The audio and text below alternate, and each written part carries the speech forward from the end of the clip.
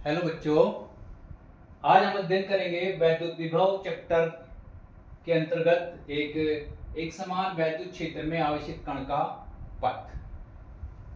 यानी कि एक इलेक्ट्रिक फील्ड है, उसमें कोई एक आवेशित कण प्रवेश कर रहा है, तो उस कण का पथ क्या होगा, ये आज हम स्टडी करेंगे। इसके लिए हमको क्या करना है, इसमें हमारी दो कंडीशन होंगी। दो कंडीशन कौन सी होंगी कि जैसे कि हमारा इलेक्ट्रिक फील्ड मान लिया ये है आपका E,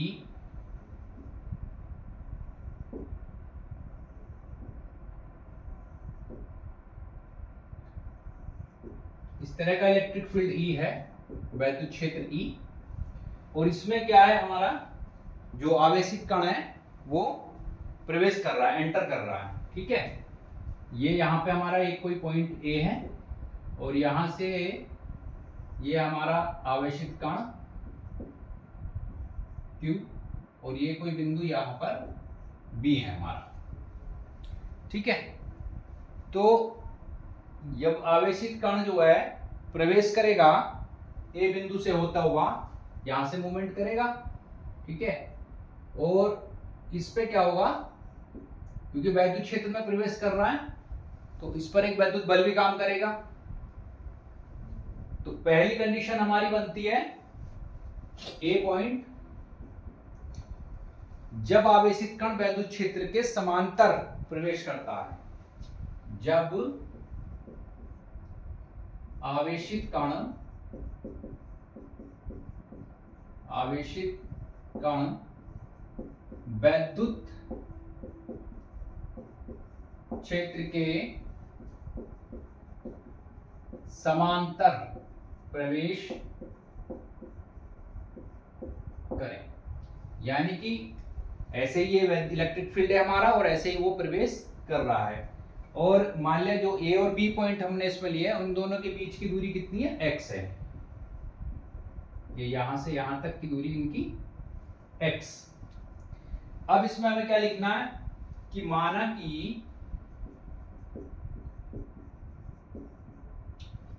माना कि एक कण जिसका द्रव्यमान m है, एक कण जिसका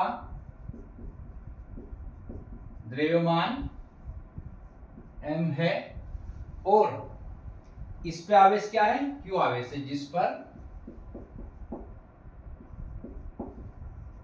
आवेश q है। मतलब कि ये जो हमारा q ये है m द्रव्यमान का कोई आवेशित कण है, q आवेशित वाला, और ये जो है इस इलेक्ट्रिक फील्ड में प्रवेश कर रहा है। तो अब इसको क्या है कि ये एक समान वैद्युत क्षेत्र में, एक समान वैद्युत क्षेत्र में रखा जाता है।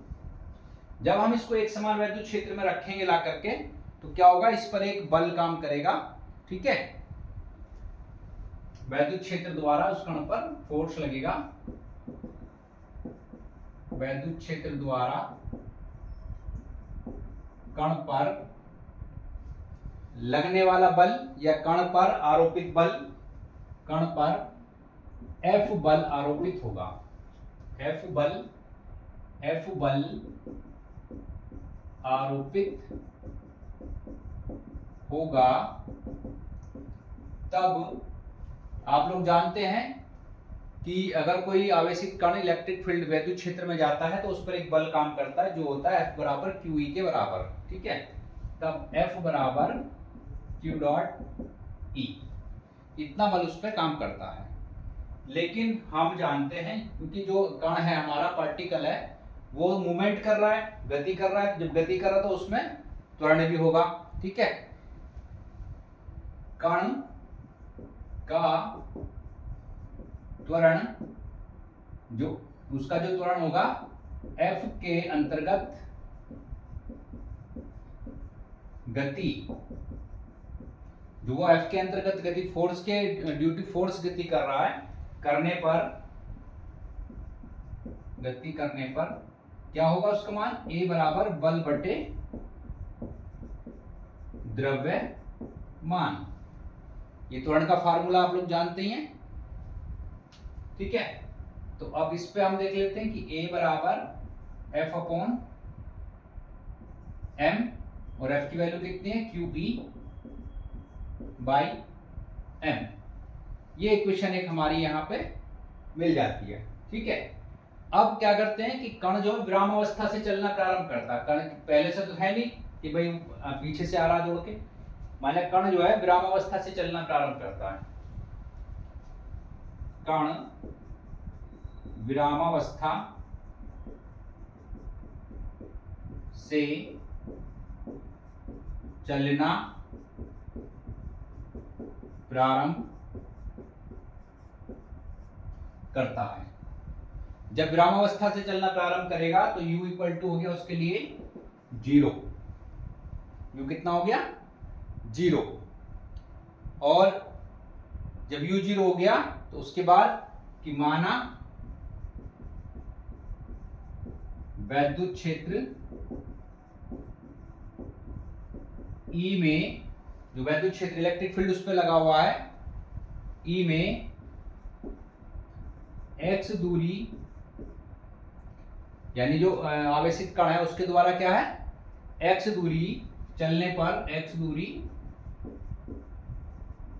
चलने पर इसका वेग v हो जाता है। x दूरी चलने पर इसका वेग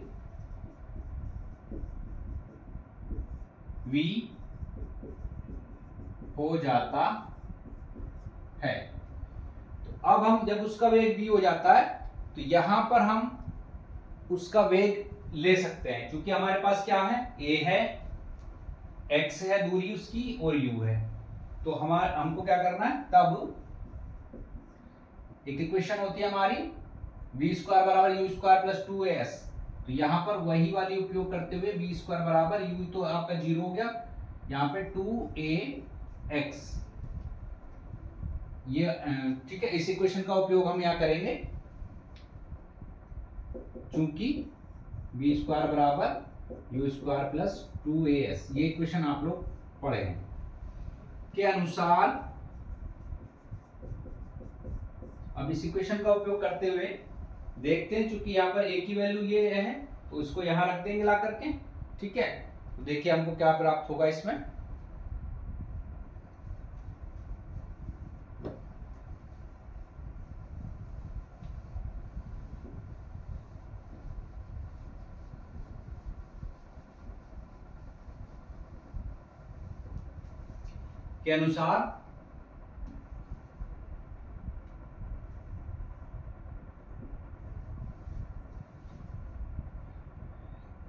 के अनुसार तो v स्क्वायर की वैल्यू a का मान रखने पर, a का मान रखने पर a की वैल्यू, ये a की वैल्यू वहां पर रख देंगे। तो v स्क्वायर बराबर 2 QE by m into x, और यहां से v की वैल्यू भी हम निकाल सकते हैं, ठीक है। तो फिलहाल हमको करना क्या है, इसको यहीं पे रखेंगे, इसी को हमें इक्वेशन 1 अपनी बनानी है। इक्वेशन 1 हमारी आ गई, ठीक है। अब ये इक्वेशन उसका जो है कण का, आवेशित कण का पथ, ये उसके लिए भी वैरी करेगी, और अब इसका वेग भी निकाल लेंगे इसकी मदद से, ठीक है। यदि x दूरी, यानी कि जो x डिस्टेंस तय करी है हमारे आवेशित कण ने, x दूरी पर स्थित कण का, x दूरी पर स्थित बिंदु, यानी कि जो पॉइंट बनेगा हमारा, उस पॉइंट पर बिंदु b का या विभवांतर, यानी कि उस पॉइंट पे, मतलब हमको ये कहना है कि जब हमारा पार्टिकल यहां से मूव कर रहा है तो यहां से वहां तक जाएगा, तो इनमें डिफरेंस, विभवांतर भी उत्पन्न हो जाएगा ना उस समय। यदि x दूरी पर स्थित बिंदु का विभवांतर कितना हो, v हो, तब अब हमारे आगे क्या चेंज आएगा इक्वेशन में, तो V हो, तब अब वैद्युत क्षेत्र V और दूरी के लिए हम अभी विभव प्रवणता में पढ़ चुके हैं। विभव प्रवणता में क्या था कि E बराबर V बाई डी। तो यहां से भी हम E की वैल्यू को फाइंड आउट कर सकते हैं। E बराबर कितना, V बाई एक्स। E बराबर V बाई एक्स, क्योंकि विभव प्रवणता में हम लोग ऑलरेडी पढ़ चुके हैं क्या चीज कि E बराबर V बाई डी। उसी के यहां से, उसी फॉर्मूले से हमने इसको निकाला है। ठीक, अब इस वैल्यू को आप उठा कर रख देंगे, E का मान यहां पे रख देंगे, तो देखिए हमको क्या प्राप्त होगा। E का मान समीकरण 1 में रखने पर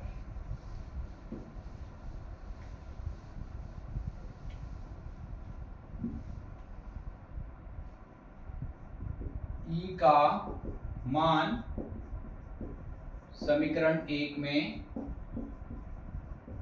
रखने पर, तो V स्क्वायर बराबर 2 into Q by M. E का मान कितना है, V बाई एक्स, और ये x आपका यहां पर भी है।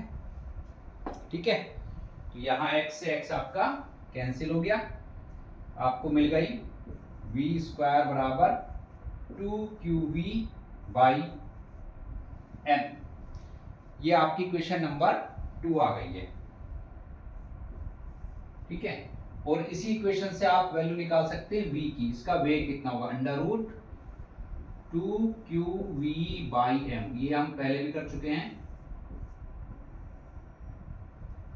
ठीक है, ये यहां पे वेग भी आ गया इसका। अब हम इस इक्वेशन से देखते हैं कि कण द्वारा अर्जित ऊर्जा, कण द्वारा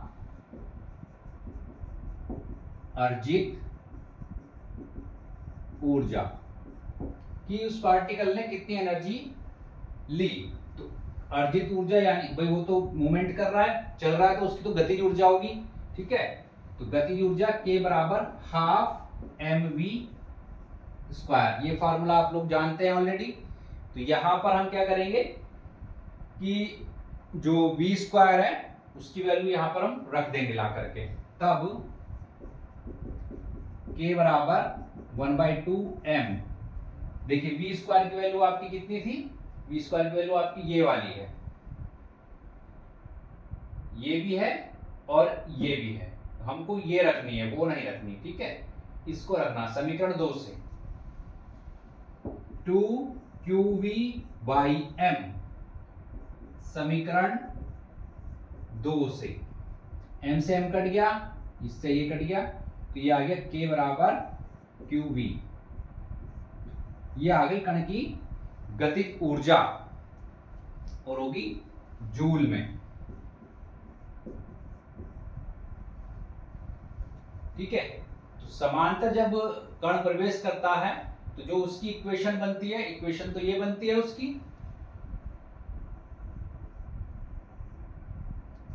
उसका वेग इतना होता है, ये है वेग, और उसकी ऊर्जा इतनी होती है जब वो वैद्युत क्षेत्र के समांतर प्रवेश करता है। अभी हमको सेकंड पार्ट देखना है, पहला पार्ट देखा, अभी हमको सेकंड पार्ट देखना है क्या, जब वो वैद्युत क्षेत्र के लंबवत प्रवेश करे तब क्या स्थिति होगी।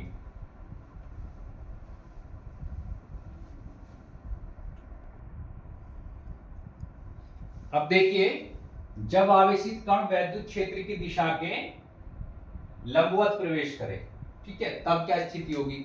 तो आप ये तो जान रहे हैं कि जब कोई का आवेशित कण वैद्युत क्षेत्र में प्रवेश करेगा तो उस पर एक वैद्युत बल काम करेगा। तो शुरुआत हम वहीं से करेंगे, कण पर लगने वाला, कण पर लगने वाला बल F बराबर QE। ठीक, और बल के कारण उत्पन्न त्वरण, बल के कारण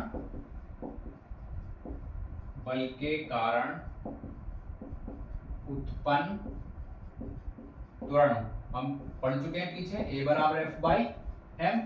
तो यहां से जो इक्वेशन हमें हमको मिल जाएगी वो क्या मिलेगी, ए बराबर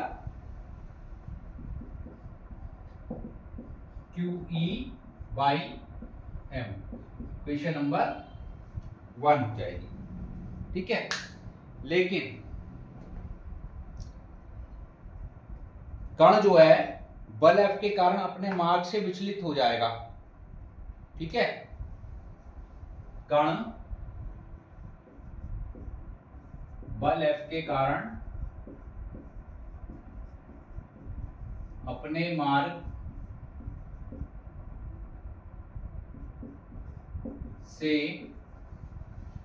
मार्ग से विचलित होकर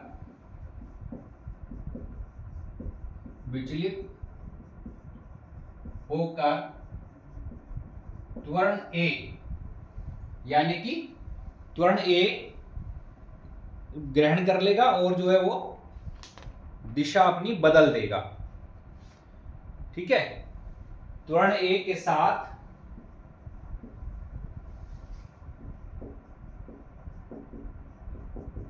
गति करता हुआ,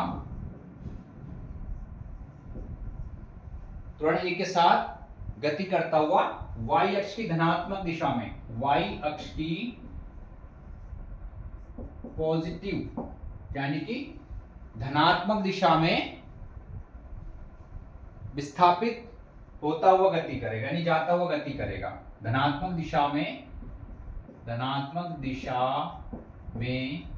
विस्थापित होता हुआ गति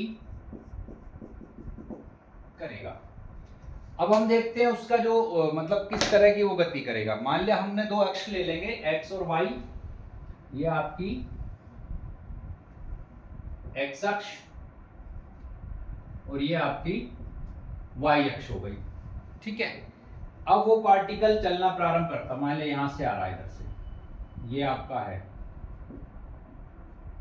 ठीक है, Q आवेश जो आपका यहां पर है प्लस Q, और ये A पॉइंट यहां से मूवमेंट करता है, और जब वो उसके अंदर प्रवेश करेगा तो वो जो है यहां से प्रवेश करते हुए इस तरह से चला जाएगा। जब वो लंबवत प्रवेश करेगा तो यहां पर हम देखते हैं, इसको आप ले आइए यहां। ठीक है, ये आपका पॉइंट बन गया B, ये आपका यहां पर पॉइंट ले लेंगे हम C। इसको चाहो तो थोड़ा सा ऐसे करके बाहर की तरफ में निकाल सकते हैं, यहां से बाहर निकाल दीजिए C। ठीक है, और आपका जो इलेक्ट्रिक फील्ड है वो इस दिशा में लंबवत, कुछ पॉइंट्स हैं, इनको रख लेते हैं इसमें। कण का वेग यहाँ v, ये e। ठीक है, और इस पे आपका जो है दूरी x, ये दूरी आपकी यहां तक की x। अब इसमें हम दो चीजें हमको मिल जाती हैं। दो चीजें क्या क्या मिलती हैं कि एक तो ये भी e, एक तो हमारा इस पॉइंट जो आवेशित कण है उसका विस्थापन x अक्ष पे मिलता है धनात्मक दिशा में a से b तक, और y अक्ष पे मिलता है b से c तक, वो भी धनात्मक दिशा में ही रहता है। ठीक है, अब थोड़ा सा और लिखना होगा, वैद्युत क्षेत्र के अंतर्गत गति करते हुए, वैद्युत क्षेत्र के अंतर्गत गति करते हुए जो कण है हमारा, गति करते हुए आवेशित कण का पथ, गति करते हुए आवेशित कण का पथ कैसा होगा, वक्र के रूप में चला जाएगा। आवेशित कण का पथ वक्र AC हो जाएगा, वक्र AC होगा, ये वाला, ये जो इस तरह से जा रहा है। ठीक है, वक्र AC होगा।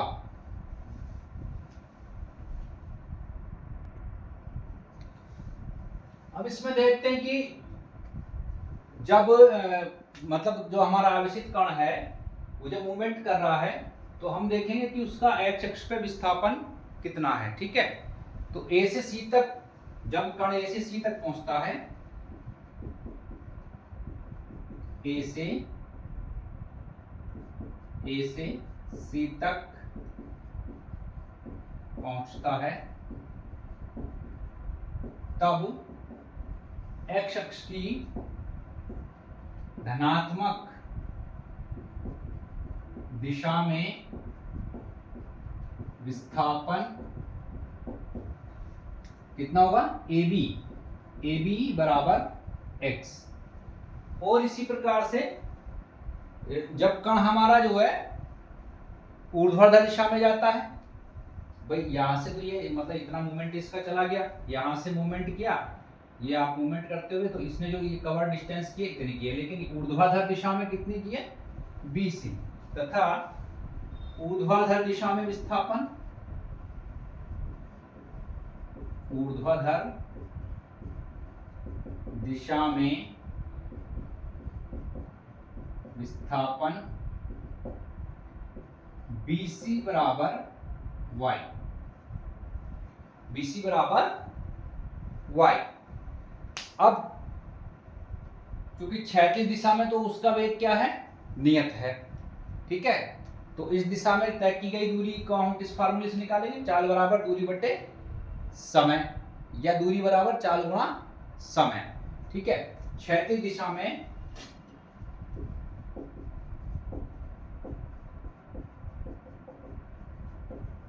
वेग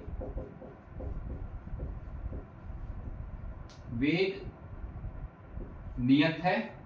ठीक, जब क्षैतिज दिशा में वेग नियत है तो इस दिशा में t सेकंड में तय की गई दूरी, तब इस दिशा में t सेकंड में तय की गई दूरी, भैया आप निकाल लीजिए, तय की गई दूरी कितनी थी हमारी, x बराबर दूरी बराबर चाल गुणे समय, चाल कितनी थी, u into T, equation number 1। तो अभी तक हमारी जो है इक्वेशन नंबर 2 आएगी, 1 तो हम ऊपर बना चुके हैं। ठीक है, इक्वेशन नंबर 2 ये हमारी हो गई है। अब हम इन दोनों इक्वेशन की मदद से आगे इसका जो है देखते हैं कि क्या इफेक्ट आता है हमारी जो मूवमेंट कर रहा है, हमारा जो आवेशित कण है इलेक्ट्रिक फील्ड में मूवमेंट कर रहा है, तो उस पर क्या इफेक्ट आता है।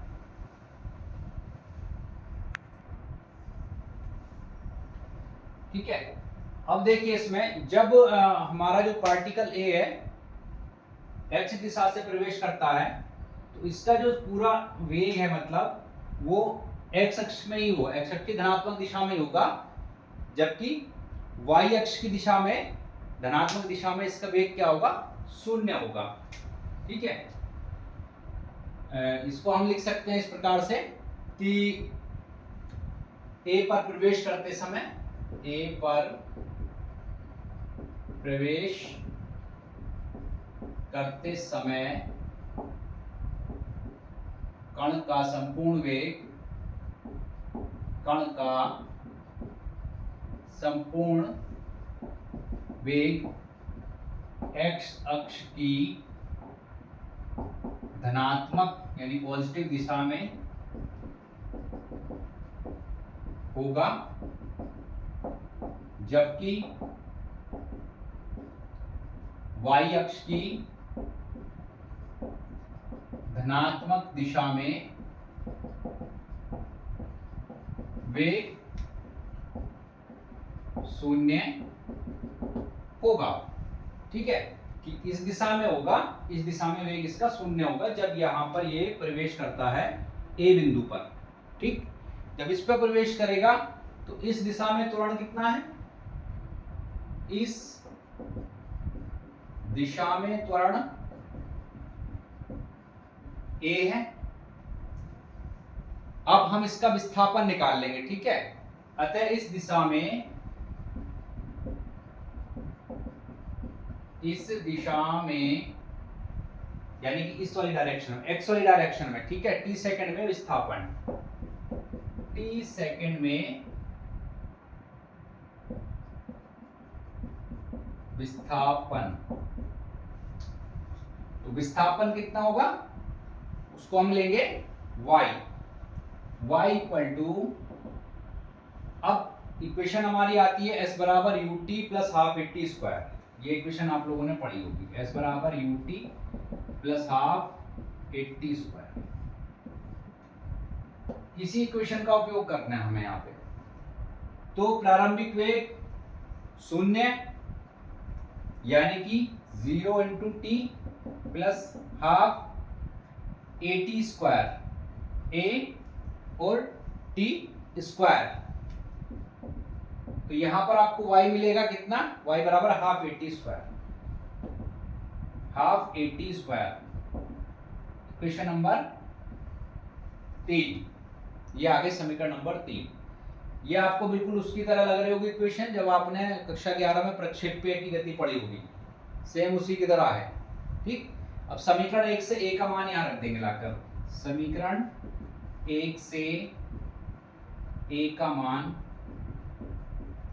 समीकरण 3 में रखने पर, जब हम समीकरण 1 से यहां पर इसका वैल्यू रखेंगे ला करके, तो y equal to half, a का मान वहां पर कितना था, QE by m T square, QE by m T square, ठीक है, QE by m square. Equation number ये आपकी बन गई 4। ये हो गई इक्वेशन नंबर 4।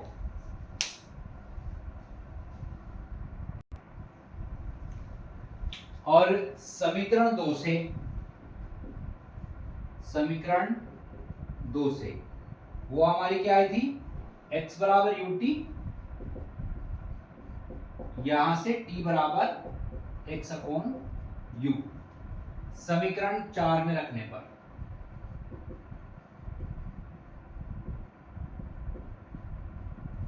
जब ये वैल्यू यहां रखेंगे समीकरण 4 में, तो हमको मिलेगा y इक्वल टू, देखते हैं, y equal to half QE by m। अब यहां पे टी स्क्वायर है तो इनका भी स्क्वायर हमको करना पड़ेगा, यानी कि x स्क्वायर, x या x अपॉन u का होल स्क्वायर, ठीक। और थोड़ा सा इसको एडजस्ट कर लेते हैं इक्वेशन को। जब इसको एडजस्ट करेंगे तो 1/2 QE upon m u square into x square.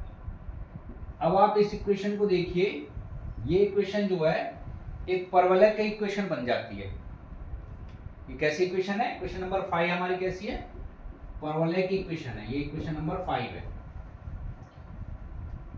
तो इसका एक स्टेटमेंट निकलेगा कि जब आवेशित कण वैद्युत क्षेत्र में की दिशा के लंबवत प्रवेश करता है तो उसका पथ कैसा होता है, परवलयाकार होता है। उसका पथ कैसा होता है, परवलयाकार होता है। अभी लिखते हैं उसको, स्टेटमेंट को भी।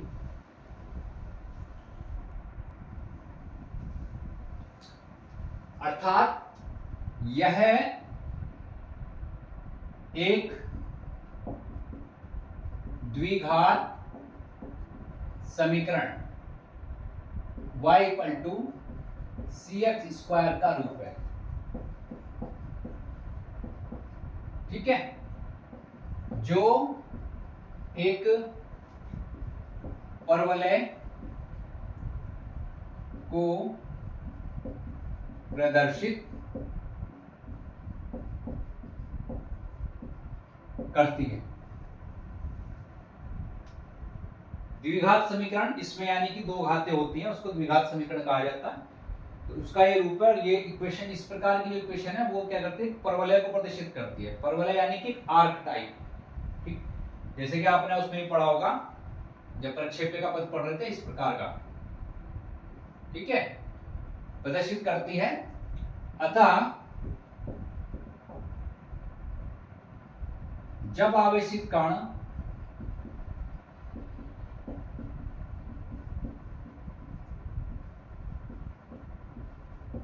वैद्युत क्षेत्र की दिशा के लंबवत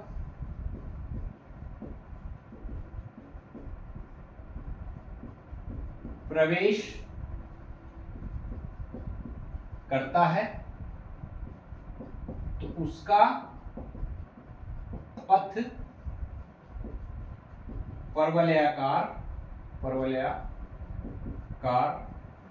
पैराबोलिक, अंग्रेजी में कहते हैं इसको पैराबोलिक, PARA, पैराबोलिक होता है।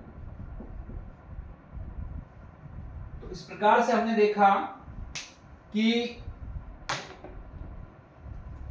जब कोई आवेशित कण इलेक्ट्रिक फील्ड में प्रवेश करता है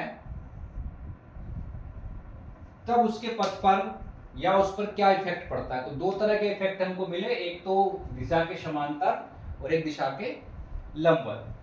दोनों ही डेरिवेशन बहुत इंपॉर्टेंट हैं बोर्ड एग्जाम के लिए। और कभी कभी ये एक नंबर में पूछा जाता है कि जब कोई आवेशित कण वैद्युत क्षेत्र की दिशा के लंबवत प्रवेश कर रहा हो तो उसका पथ कैसा होगा।